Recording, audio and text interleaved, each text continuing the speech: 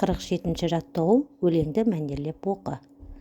Ғылым жолын таңдаған, мұратынан танбаған, қараңғыда халқына жарық іздеп талмаған, сан өлкені барлаған, тарих төрін шарлаған, ақылы мен білімін туған елге арнаған.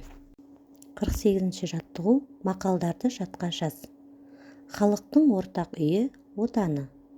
Қаһарлы ел қамал бұзады. 49-ші жаттығу топтық жұмыс.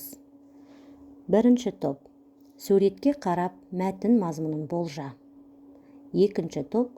Кітапханадағы өзіңе қажет кітапты қандай жолмен табасың. Үшінші топ. Мектеп кітапханасы туралы әңгімеле.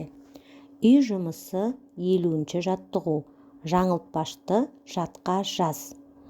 Хакім сөзіне дыбыстық талдау жаса. Хакім хат ашып отыр.